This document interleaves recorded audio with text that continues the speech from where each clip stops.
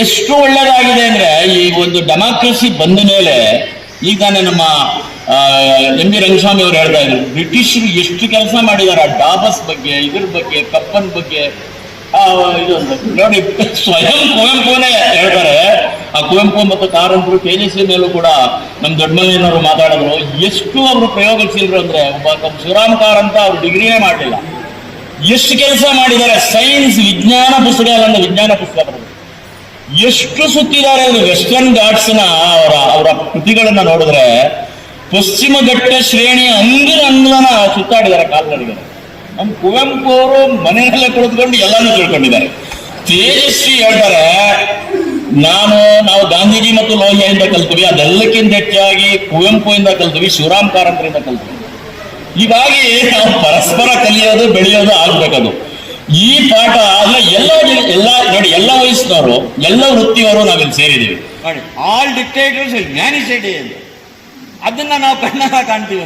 ಅವನು ಅದಕ್ಕೆ ಹೇಳ್ತಾನೆ, ಸೂರ್ಯ ಮುಳುಗದ ಸಾಮ್ರಾಜ್ಯ ಅಲ್ಲ, ಬಡ ರಾಷ್ಟ್ರಗಳನ್ನ ಕೊಳ್ಳೆ ಹೊಡೆದ ಪಾತಕಿಗಳು ಅಂತ ಆಗ್ತಾರೆ. ಆದ್ರೆ ದೇವರೇ, ನಂಬಿಕೆಗೆ ಅರ್ಹನಾಗಿದ್ದ ಒಬ್ಬನಾದರೂ ಬ್ರಿಟಿಷ್ ಪ್ರಜೆ ಜಗತ್ತಲ್ಲಿದ್ದ ಅಂತ ಸಂವೇದನಾಶೀಲರು ನಂಬಬೇಕು. ಅದಕ್ಕೆ ನನ್ನ ಜನ್ಮದಲ್ಲಿ ನಾನು ಇಂಗ್ಲೆಂಡ್ ಹೋಗಲ್ಲ, ನಾನು ಇಲ್ಲೇ ಪಾವನ ಆಗ್ತೀನಿ ಅಂದ್ಬಿಟ್ಟು ನೋಡಿ, ನಮ್ಮ ಬುಡಕಟ್ಟಿನ ಜನಕ್ಕೆ ಅಕ್ಷರಾಭ್ಯಾಸ ಕೊಟ್ಟು ಅಲ್ಲಿಯ ಒಂದು ಹೆಣ್ಮಗಳನ್ನ ಮದುವೆ ಆಗ್ತಾನೆ. ಅವ್ರ ಮಕ್ಕಳು ಇನ್ನೂ ಕೂಡ ಇದ್ದಾರೆ. ನೆಹರು ಪ್ರಧಾನಮಂತ್ರಿ ಆದ್ಮೇಲೆ ಅವರ ಫ್ಯಾನ್ ಆಗಿದ್ರು.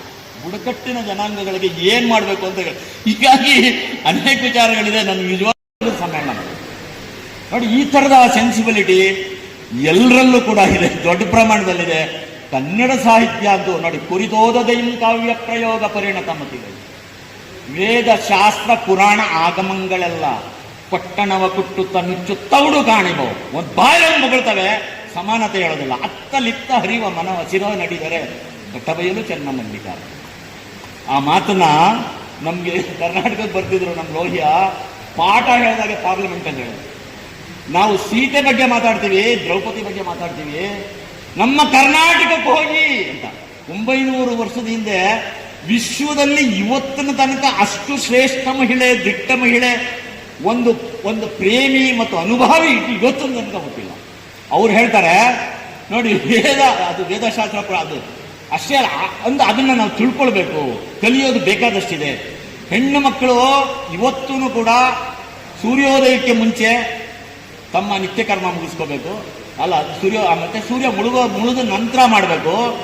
ಇದನ್ನ ಮೊದಲು ಮಾಡಿ 25,000 ಎ ಡೇ ಈ ತರ ತರಾಟೆ ತಗೊಳ್ಳೋದು. ನಾವು ತರಾಟೆ ತಗೊಳ್ಳೋದು ಅಧಿಕಾರಸ್ಥರನ್ನ, ಅವ್ರನ್ನ ಓಲೈಸೋದಲ್ಲ. ಹಾಗಾಗಿ ಈ ಸದಭಿರುಚಿಯ ಕಾರ್ಯಕ್ರಮದ ಹಿಂದೆ ಈ ಎಲ್ಲಾ ತೆರೆದ ಮನಸ್ಸಿದೆ. ಬಹಳ ನಮ್ಮ ಲೋಹಿ ಅವರು ಇವ್ರಿಗೊಂದು ಹೇಳ್ತಿರ್ತಾರೆ, ನೀವು ಒಂದು ಉದಾಹರಣೆ ಅಂದ್ರೆ ಸೆನ್ಸಿಬಲ್ ಆಗಿರೋರು ಹೇಗಿರ್ತಾರೆ ಅಂತ. ಆಮೇಲೆ ನಾವು ಅಧಿಕಾರಸ್ಥರ ಬಗ್ಗೆ ನಾವು ಕ್ರಿಟಿಕಲ್ ಆಗಿರ್ಬೇಕಂತ. ಅದು ಒಂದು ಉದಾಹರಣೆಗೆ, ನೀವು ಕಾಮನ್ ಸೆನ್ಸ್ ಇದ್ರೆ ನೆಹರು ಅವರೆಲ್ಲ ಜೈಲ್ ಮೇಟ್ಸು, ಬಹಳ ದುರ್ಗಳು ಜೊತೆಲಿ. ಆದರೂ ಅಧಿಕಾರಸ್ಥರ ಬಗ್ಗೆ ನಾವು ಒಂದು ತೆರೆದ ಮನಸ್ಸಿನಿಂದ ಇರಬೇಕು, ಡೆಮೊಕ್ರಾಟಿಕ್ ಸೆಟಪ್ ಅಲ್ಲಿ ಸತ್ಯ ಹೇಳಬೇಕು. ನೆಹರು ಅವರಿಗೆ ಹೇಳ್ತಾ ಇದ್ರು, ಅವರು ನೋಡಿ ವಯಸ್ಸಲ್ಲಿ ನಮ್ಮ ಲೋಹಿಯಾ ಚಿಕ್ಕವರು, ಆದರೆ ಡಾಕ್ಟರ್ ಸಾಬ್ ಮಾಫ್ ಕೀಜಿಯೇ, ನಹಿ ಮಾಫ್ ಕೀಜಿಯೇ ಅಂತ ಅಂದರು.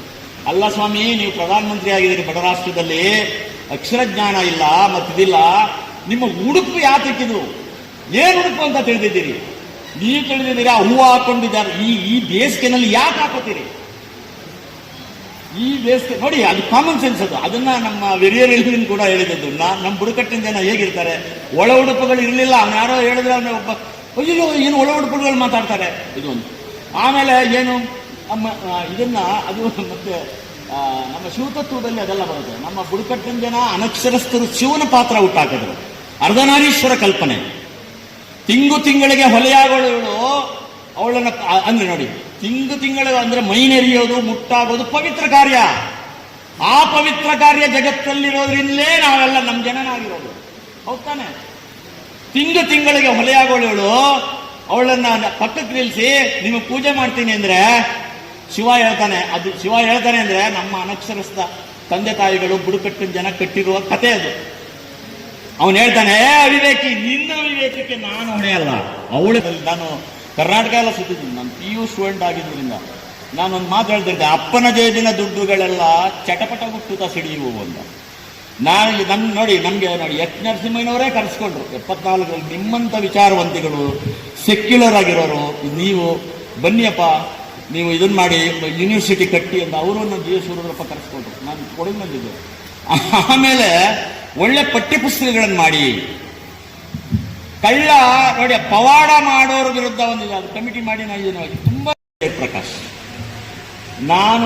ನಮಗೆ ಬಹಳ ಚಿಕ್ಕವರವರು, ನನ್ನ ಕಣ್ಣೆದುರಿಗೆ ನಾನು ಸ್ಟೂಡೆಂಟ್ ಅವರು. ಎಷ್ಟು ಒಂದು ಅವರೇನು ಸಾಹಿತ್ಯ ನೇರ ಓದೋರಲ್ಲ, ಆದರೆ ಎಷ್ಟು ಒಂದು ಸಾಮಾಜಿಕ ಚಳವಳಿ ಇದೆ, ಅನ್ಯಾಯದ ವಿರುದ್ಧ ಹೋರಾಟ ಇದೆ. ನಕ್ಸಲಿಯ ಚಳವಳಿನಲ್ಲೂ ಇದ್ರು. ಆಮೇಲೆ ಇಲ್ಲೇ ಇದೇ ಬಸ್ ಸ್ಟ್ಯಾಂಡಲ್ಲಿ ನಾನು ಬಹಳ ಸಲ ಬಂದಿದ್ದೀನಿ ಇಲ್ಲಿ. ಅವ್ರು ಇನ್ನೂ ಇದ್ರು, ಹೇಗಿದೆ ಆರೋಗ್ಯ ಅಂದರೆ ಶುಗರ್ ಇದೆ ಸರ್ ಅಂತ.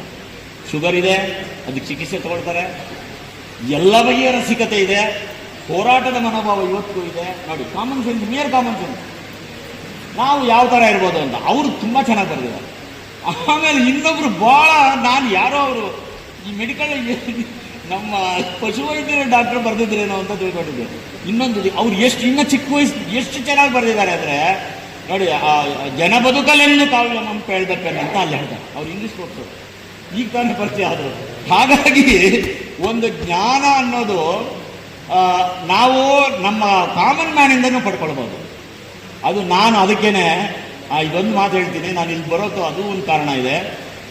ನನಗೆ ಕಾಡುಗೊಲ್ಲರ ಬಗ್ಗೆ, ಕಾಡುಗೊಲ್ಲರ ಸಾಂಸ್ಕೃತಿಕ ವೀರ ಜಿಂಜಪ್ಪನ ಬಗ್ಗೆ, ಅವನ ಹುಟ್ಟಿದ ಹಳ್ಳಿಯನ್ನು ಕುರಿತು ನಾನು ಅಧ್ಯಯನ ಮಾಡಬೇಕು. ನನ್ನ PhD ಇದಕ್ಕೆ ನಮ್ಮ ಸೂರ್ಯಪ್ಪ ನಮ್ಮನ್ನು ಎನ್ಕರೇಜ್ ಮಾಡಿದೆ.